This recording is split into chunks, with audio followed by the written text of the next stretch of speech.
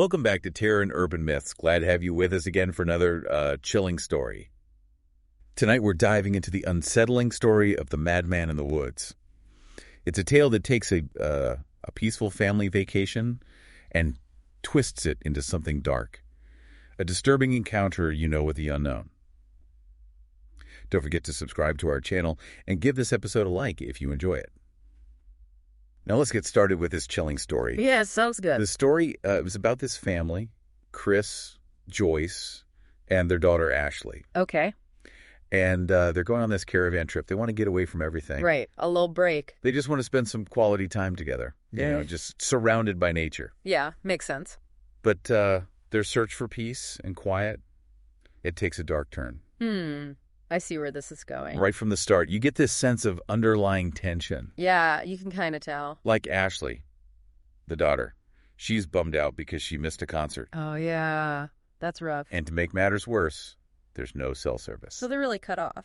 Yeah. Exactly. It's like a clash of expectations, Right. Setting us up for something bad to happen. Yeah. Foreshadowing, And then they run into this lone fisherman by the lake. Oh, boy. This can't be good. He's really insistent that the area is private. Oh. Tells them to leave. It's almost a warning. Yeah, it definitely feels like a bad omen. As if nature itself is trying to push them away. Interesting. That encounter is really important for another reason. Oh, why is that? It introduces this idea of isolation. Right. Which keeps popping up throughout the story. It's almost ironic. They wanted to get away from the crowds, but it leads them to a situation where they're totally cut off. Exposed to all these unseen dangers. Yeah, that's true. And then their caravan gets stuck in the sand. Oh, bad luck. At first, it just seems like bad luck. Right. But things quickly get worse. Oh, no. What happens? Chris, the dad, he gets injured trying to free the caravan. Ooh. Now they're really stranded, desperately needing help. So their peaceful retreat is definitely over. It's completely shattered. The story shifts from a vacation gone wrong to a fight for survival. Yeah, the stakes are a lot higher now. That isolation they wanted, it's become their terrifying reality. Yeah. They're incredibly vulnerable. And the story just keeps building this sense of dread. I can only imagine. It's like the worst case scenario. And then there's Joyce, the mom. Yeah. She makes the difficult decision to leave Chris and Ashley behind. Whoa. To try and find help. She leaves her injured husband and daughter. It's a desperate choice. Absolutely. Driven by the belief that it's their only hope. I mean, what else can she do? She's a mother in a life or death situation. Her maternal instincts are just in overdrive. She's forced to make a decision that, under normal circumstances, would be unthinkable. Yeah. It's heart-wrenching. Her journey takes her deep into the woods, to this remote house. And that's where she discovers something truly horrifying. She finds a young boy. Oh, God. Held captive. Oh, that's awful. He's a victim of unimaginable cruelty. It just adds this whole other layer to the story. Right. Now, the danger isn't just about being lost or injured. It's something much darker. It's evil, preying on the innocent. And it turns out the fisherman is the one responsible. For imprisoning the boy. Which makes his earlier hostility even more sinister. Exactly. He's not just some grumpy recluse. No, he's a monster. Yeah. He's the embodiment of their worst nightmare. And what's really interesting here is how this story plays with our ideas of good and evil. Oh, yeah, I see that. The fisherman, he starts as just a minor annoyance. Right. But he becomes this terrifying figure. And the captive boy, he represents innocence. Vulnerability, betrayal.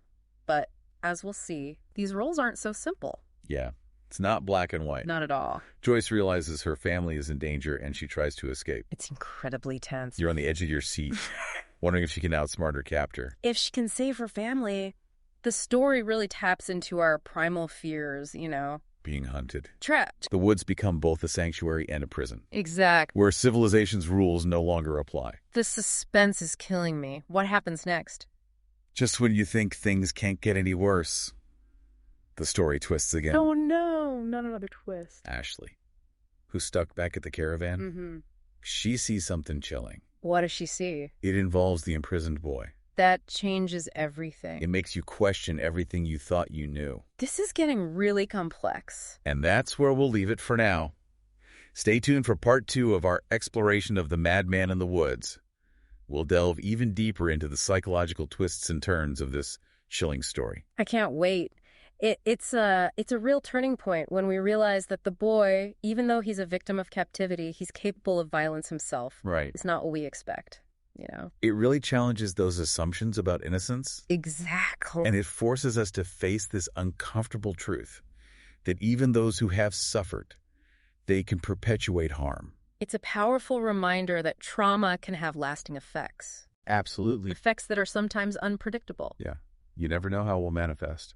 Shaping not just our experiences, but our actions too. Like with Ashley. Right, Ashley. Trapped in that caravan. Witnessing that behavior. It raises these huge questions about the nature of violence, The ripple effects of trauma. the complexities of human nature. They all connect. The story avoids easy answers. Yeah, it doesn't give us these simplistic ideas of good and evil. You Instead, get these characters who are hard to categorize. like the fisherman, Yeah, driven by his own darkness. he inflicts suffering on the boy. But then the boy himself shows this capacity for cruelty. And Joyce, Caught in the middle of this nightmare. she has to face an impossible choice.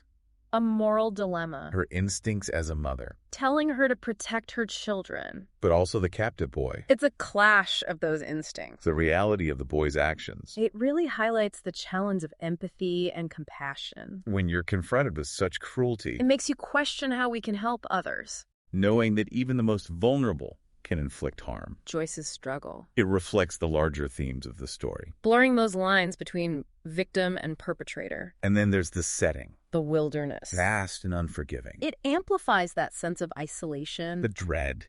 It's a place where society's rules. You don't seem to apply. It's like the characters are stripped bare. Exposed to those primal fears, The unpredictable forces of nature. the woods themselves become a symbol. Of both freedom and danger. Right. The place of escape. But also entrapment. The family sought solace in nature. And it became the stage for this confrontation with darkness. With the darkest parts of themselves. It's a powerful image.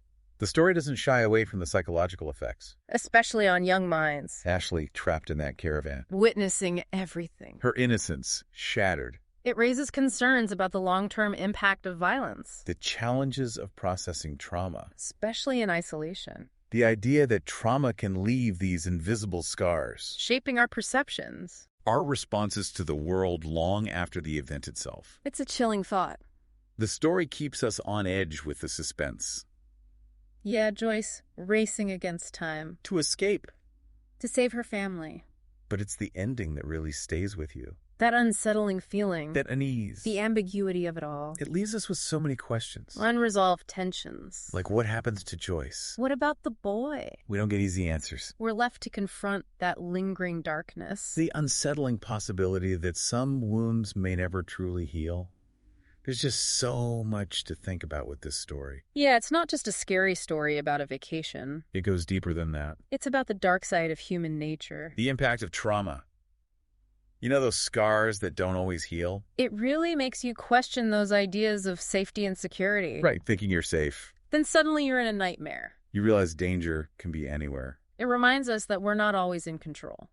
We're vulnerable. To the unexpected. To chaos. Like no matter how hard we try. We can't outrun the darkness. It always seems to find a way. That isolation. It becomes a catalyst. For those anxieties. Those fears. That paranoia. It's a powerful metaphor. For the human condition. You know, even though we're connected. We all have those moments. Those moments of loneliness. When you have to face your fears. Make those tough decisions. Alone. Without anyone to help. And then there's the power of fear itself. How it can change how we see things. Make us do things we wouldn't normally do. And Joyce leaving her family. Driven by that desperation. To save them. But it put her in more danger. It shows how fear can override logic. Our instincts taking over in survival mode. We might regret those choices later. But in that moment. The fear is in control. And then there's the blurring of lines. Between victim and perpetrator. The boy trapped and abused. But capable of violence. It makes you question everything. To complexities of human nature. The potential for darkness in all of us. It challenges those easy labels of good and evil. Trauma can shape us in ways we don't understand. Affecting our capacity for both good and bad. The story leaves us with these unanswered questions. About evil. Isolation. The lasting effects of trauma. It doesn't give us simple solutions. Just more questions to ponder. It's a reminder that some things we may never fully understand. The human experience is complex. And even in darkness, There's always more to learn. more to explore. Thank you for joining us on this journey into the madman of the woods. Yeah, thanks for listening. Don't forget to subscribe to Terror and Urban Myths for more explorations More stories. of the darker side of humanity. And if you enjoyed this episode, Give us a like and share with your friends. spread the word. Until next time. Keep those lights on.